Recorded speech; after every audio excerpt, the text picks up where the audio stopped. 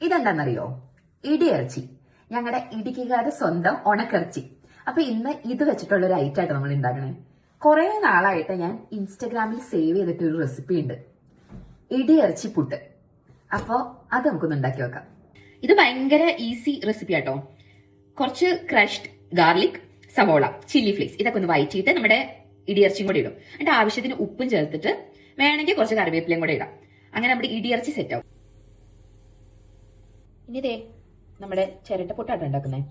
കുറച്ച് തേങ്ങ ഇടുക, പുട്ടുപൊടി സെറ്റാക്കിയതാട്ടോ. ഞാൻ പൊൻകത് പുട്ടുപൊടി ആട്ടോ ഉപയോഗിക്കണേ. ഭയങ്കര അടിപൊളിയല്ലേ, എനിക്ക് പൊൻകത് പുട്ടുപൊടി ഭയങ്കര ഇഷ്ടമാണ്. ഒരു ലെയർ പുട്ടിട്ടു. ഇനി നമുക്ക് നമ്മുടെ ഉണക്കറിച്ചി ഇട്ട് കൊടുക്കാം.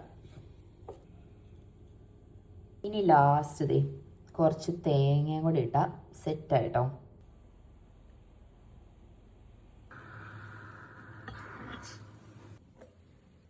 അപ്പം നമ്മുടെ ആവി പറക്കണ ഇടിയിറച്ചിപ്പുട്ട് എങ്ങനെയുണ്ടെന്ന് നോക്കാട്ടോ.